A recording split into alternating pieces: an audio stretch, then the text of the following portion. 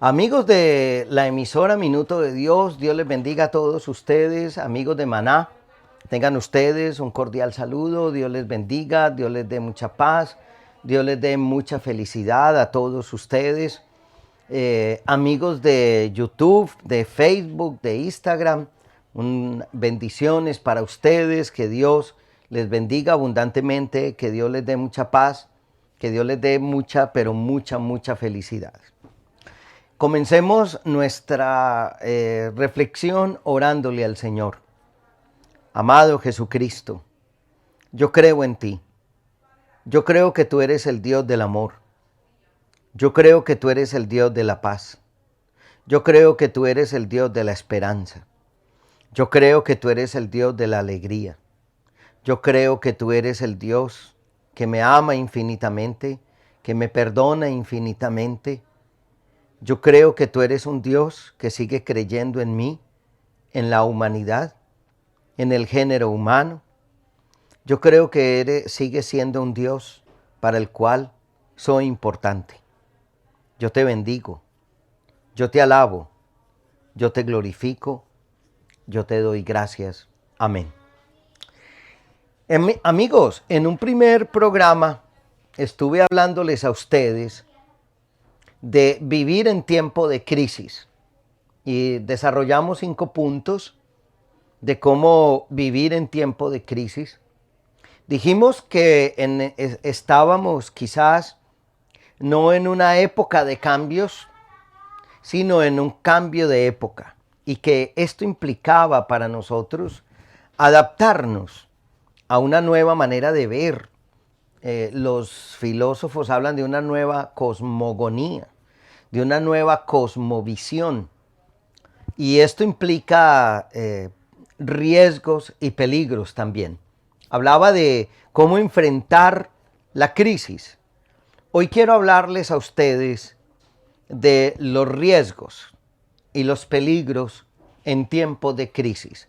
¿Qué riesgos y qué peligros podemos enfrentar o a los cuales nos podemos ver abocados en tiempos de crisis? El primero de ellos, y lo voy viendo muy seguido, perdonen que me estoy tomando un delicioso café, un café colombiano delicioso. Dicen en mi país que la envidia es mejor provocarla que sentirla. El primero de ellos es perder la fe.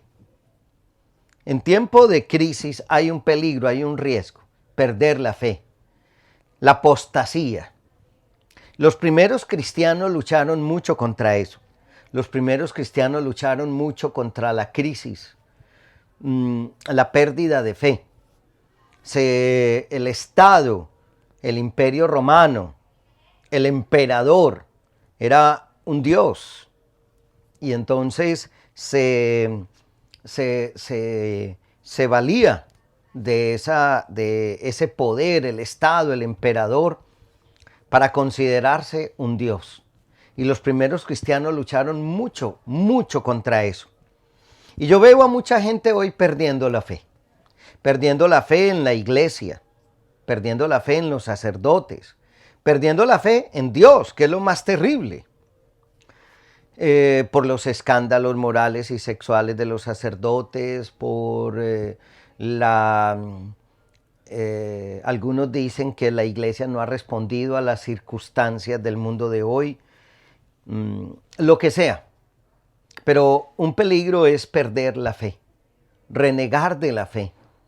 Veo a mucha gente buscando,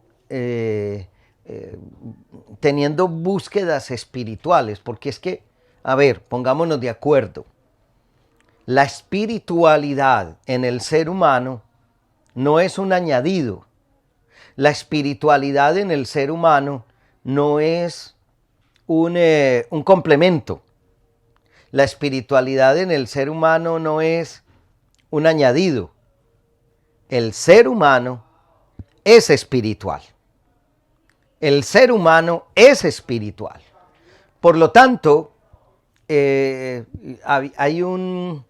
hace años salió un libro que se titulaba Los Principios de Peter. Y en esos principios de Peter había uno que decía, todo vacío tiende a ser llenado. El vacío de Dios no lo llena nadie. Y todo ese vacío de Dios que yo lo lleno con cosas es lo que se llama idolatría. Pero cuando hablamos de lo espiritual, es que la gente está llenando ese vacío espiritual con experiencias espirituales y eso a veces nos complica la vida. El primer riesgo es la pérdida de fe. Dejar de tener fe, dejar de creer, dejar de confiar, dejar de esperar, perder la fe. Mucha gente ha perdido la fe y les decía ahora que lo espiritual no es un añadido a la vida y mucha gente considera que lo espiritual es un estorbo y resulta que lo espiritual no es un estorbo, es un elemento constitutivo de mi ser. Algunas personas dicen que lo espiritual no tiene que ver con la religión y dicen yo soy espiritual pero no soy religioso. Perdóname mi hermano y perdono tu ignorancia. Porque la palabra religión la identificamos con una serie de normas, pero resulta que es que la religión no son una serie de normas. La palabra religión viene de una palabra latina, religare, estar unido a, estar pegado a, estar abrazado a, estar pegado a. Lo que quiere decir que una persona religiosa no es la que tiene un montón de normas y de conceptos y de preceptos, sino que la persona religiosa es la persona que está pegada a, ligada a Dios, pegada a Dios, unida a Dios. Por lo tanto, la religiosidad no tiene que ver con devocionalismos, sino que la religiosidad tiene que ver con el estar mi ser pegado totalmente, añadido totalmente a Dios. Y Dios no es un estorbo para la realización humana. Al contrario, Dios es es la condición para que el ser humano se desarrolle. Uno de los peligros, el primero, es la pérdida de la fe. El segundo elemento, el segundo riesgo, el segundo peligro, la segunda amenaza, el segundo trago de café. El pánico. Tenemos una sociedad, no sé si la palabra sea correcta, pero se usa, empanicada. Tenemos una sociedad empanicada. No sé, mis amigos, si ustedes vieron la película El Guasón. Una película que uno va a verla y que uno sale, nadie hablaba en la sala. Yo pues vivo en una ciudad de Colombia actualmente que se llama Barranquilla y la gente aquí es muy conversadora, habla mucho, es muy fiestera, muy rumbera, muy alegre. Pero cuando salimos de esa película, nadie hablaba, era un silencio sepulcral, uno sale con miedo. Porque al fin y al cabo lo que se está queriendo sembrar en el mundo de hoy es el pánico. El pánico. Fíjense ustedes que muchos de los personajes de hoy, muchas de las películas de hoy hablan es del pánico, del miedo, del terror. Y estamos empanicados que los recursos naturales se están acabando, cosa que es verdad. Que el vandalismo está teniendo una fuerza impresionante, cosa que es verdad.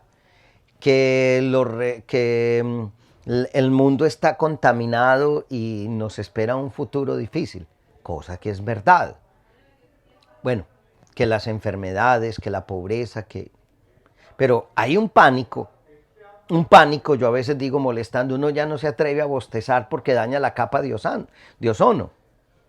Pero es un pánico, uno vive con un pánico de los demás, con un pánico de los otros, con miedo, con un temor. Conozco gente que se está yendo a vivir a las afueras de las ciudades, en casas prefabricadas y que tienen subterráneos y que están guardando comida y que están guardando velas y que están guardando baterías porque estamos al final. Y es un pánico, un miedo, un miedo, un miedo, miedo. Y nos estamos volviendo seres miedosos. Y yo no digo que no haya que cuidarse. Y yo no digo que no haya que valorarse. Y yo no digo que no haya que tratarse bien a sí mismo. Pero también digo que el pánico nos está quitando libertad. Un amigo mío una vez, un médico internista muy querido para mí, me dijo que se había puesto a contar las veces que en la Biblia aparece la palabra no tengas miedo. Y él concluía que esa palabra, este médico antioqueño, decía que la palabra no tengas miedo aparece 365 veces, lo que quiere decir que hay una para cada día. Dios todos los días nos dice no tengan miedo. La palabra de Jesús cuando caminó sobre las aguas y se subió a la barca fue, ¿por qué tienen miedo? No tengan miedo. La palabra del Señor en el capítulo 1 de Josué, cuando Josué fue elegido por Dios para reemplazar a Moisés y llevar al pueblo a la tierra prometida atravesando el Jordán, 3 veces le dijo, lo único que te pido es que no tengas miedo. La palabra de Jesús cuando se aparece resucitado a los discípulos es, ¿por qué tienen miedo? Y los ángeles, el ángel también cuando se aparece a las mujeres que están afuera llorando y que por su llanto no reconocen a Jesús, es, no tengan miedo. Es decir, por todas partes nos dice el Señor, no tengan miedo, no vivan con miedo. El miedo destruye, el miedo se lo come a uno. El pánico lo consume. Ey, no tengas tanto pánico, no tengas tanto miedo. Ten una visión realista de la vida. La visión realista de la vida es que uno nace, uno es joven, uno madura, uno envejece y uno muere. La visión realista de la vida es que el cuerpo se deteriora y se enferma. La visión realista de la vida es que uno envejece. La visión realista de la vida es que nadie da la vida por nadie. Perdónenme. La visión realista de la vida es que la vida es dura. Nunca Dios nos ha prometido que no serán difíciles las cosas. Lo que nos ha prometido es que en medio de las dificultades, Él está con nosotros. En medio de los problemas, Él está con nosotros. En medio de la crisis, Él está con nosotros. Entonces tenemos una sociedad empanicada, una sociedad llena de miedo, una sociedad con unas situaciones desbordantes de miedo, de temor, de angustia, y la gente ya vivimos con miedo, con miedo. Ese para mí es un gran logro de Satanás, producir miedo. Convencer a la gente de miedo, convencer a la gente de temor. Un gran logro de Satanás es llenar a la gente de miedo. Entonces, pues, ¿por qué Satanás el miedo? Le tiene miedo a Dios. Satanás le tiene miedo a Dios. El mal le tiene miedo al bien. El mal no tolera el bien. Porque el mal sabe que el bien lo destruye. El mal sabe que el bien es más fuerte. Por lo tanto, tal vez nosotros tenemos que cuidar eso. Hay una tercera característica, un tercer riesgo, un tercer peligro en tiempos de crisis. Un tercer riesgo, un tercer peligro en tiempos de crisis. Y es la visión apocalíptica de la historia. El concepto de historia que estamos manejando Cuando hablamos del concepto de historia, visión apocalíptica, ¿recuerdan ustedes el libro de Daniel en la Biblia? Pero también el libro, los últimos capítulos de Mateo, de Marcos, donde también hay una visión apocalíptica de la historia y se dice que habrá guerras, habrá destrucciones. Se nos olvida que el libro de Daniel dice que sí vendrá un dragón, y una vez yo me puse a leer el libro de Daniel y el dragón, o aún el Apocalipsis, y el dragón que tiene unos cachos o unos cuernos y que en el cuerno le crece otro cuerno y que en ese cuerno tiene unos ojos. Y yo decía, bueno, esto parece una película de El Señor de los Anillos. Esto parece esta otra película muy famosa, parecía El Señor de los Anillos. ¿Ah? ¿Mm? Como en Hobbit, los Hobbit, que también es parecido al Señor de los Anillos. O este que tenía una varita, ¿cómo es que llama? Harry Potter. Harry Potter. Y entonces, pues uno se pone a recrear ese animal que tiene cuernos en los cuernos y que después tiene un ojo, pero no tiene solamente un ojo, sino tiene 7. Es la manera como Daniel, como Jesús se imaginan el mal, la fuerza del mal, el libro del Apocalipsis. Pero se nos olvida que en el libro de Daniel dice que apareció un ser vestido de blanco y que destruía el mal. Pero hay una visión apocalíptica de la historia y entonces uno, perdónenme lo que voy a decir, de vez en cuando me mandan un mensaje. Mensaje de la Virgen de Meyugori, que el final está cerca, que el final, que estamos en las postrimerías, que esto se va a acabar. ¿Cómo les parece a ustedes? Además de que el Papa Francisco ha dicho que él no se imagina a la Virgen como una secretaria mandando mensajes todos los días, como una secretaria manda mensajes por WhatsApp o manda mensajes por correo electrónico. A mí me mandan todos los días mensajes de la Virgen en Meyugori, aquí y allá, la Virgen yo no sé dónde, y la mayoría de esos mensajes son catastróficos. Cuando hablo de la visión apocalíptica de la historia, estoy hablando de una visión catastrofizante de la vida, de una visión catastrofizante de la historia. Muy diferente de la visión de la vida, muy parecida a la visión de la historia de Nietzsche o en algunos aspectos de los griegos, cuando hablan del eterno retorno. Y Nietzsche hablaba mucho del eterno retorno, pero es que esa no es la visión cristiana de la historia. Esa no es la visión judeo-cristiana de la historia, no es la visión cristiana de la historia. En la visión cristiana de la historia, el hombre está llegando a su plenificación. Es que estamos en los últimos tiempos desde que Jesucristo murió. Estamos en los últimos tiempos desde que Jesucristo resucitó. Muy parecido a lo de Teilhard de Chardin, que habla de la cristificación de la historia. Pero hoy estamos en una visión catastrofizante de la historia. Sí, hay mucho plástico en los océanos, pero entonces los océanos se van a acabar. Pues sí, si vamos como vamos, vamos mal.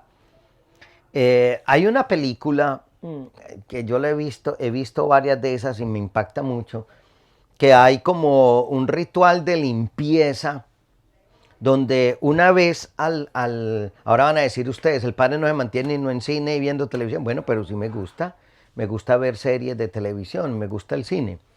Y hay La Pulga. Purga. Yo sabía que era purga, pero era para hacer un chiste flojo ahí. La Purga. Sí, aparece aquí que mi operador de audio, don Josman Paternina, también le gusta. ¿Usted le gusta? Bueno, ahí está.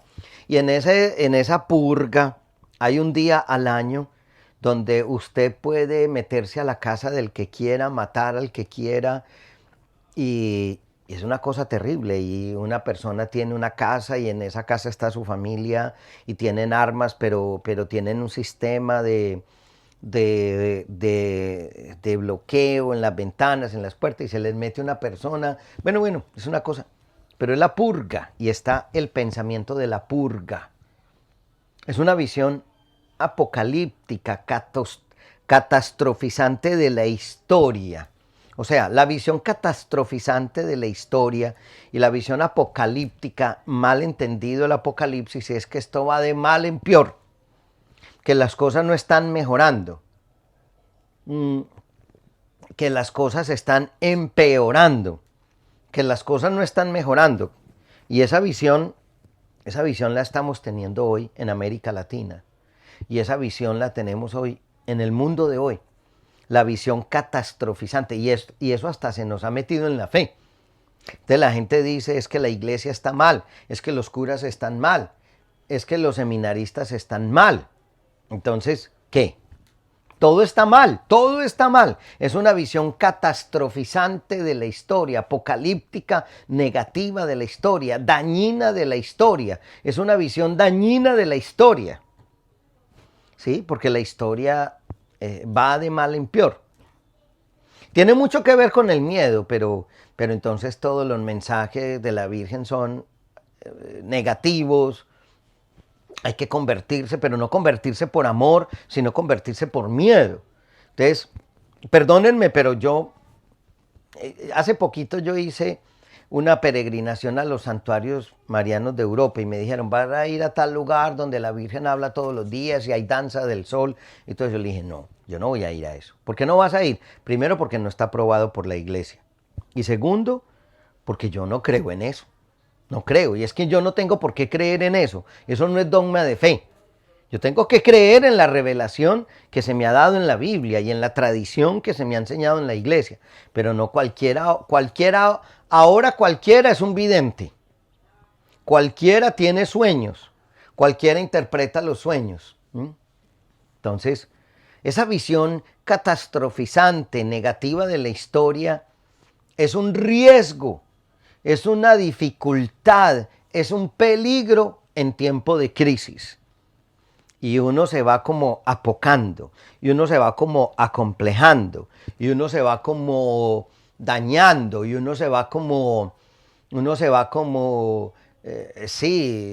poniendo muy nervioso, y entonces la gente comienza a sufrir de depresión, de angustia, de debilidades. Entonces uno se va llenando de miedo y ¿para qué la vida? Y eso lleva al suicidio, y eso lleva al malestar, y eso lleva a la anarquía, y eso lleva a tener una visión intoxicada de la vida y de la historia. La visión cristiana de la historia es que la historia va a su planificación. O sea, el demonio no está suelto, el demonio está amarrado. El demonio no está suelto, como le dicen a uno, padre, es que el demonio está suelto, el demonio está amarrado. Es que ya Cristo venció. Entonces, ¿cuál es la visión de la vida que ustedes y yo tenemos? Tenemos hasta ahora 3 peligros y riesgos del tiempo de crisis. 1, perder la fe. 2, el pánico. 3, la visión apocalíptica, catastrofizante de la historia. Terminemos con un momentico de oración. Señor, tú me conoces muy bien. Tú sabes los miedos, los temores que tengo en este momento de mi vida. Yo pongo estos miedos, yo pongo estos temores, yo pongo estas dificultades en tus manos para que seas tú ayudándome a salir adelante, ayudándome a vencer estas dificultades. Dios te salve María, llena eres de gracia, el Señor es contigo. Bendita tú eres entre todas las mujeres y bendito es el fruto de tu vientre Jesús. Santa María, Madre de Dios, ruega por nosotros los pecadores, ahora y en la hora de nuestra muerte. Amén. Alabado sea Jesucristo.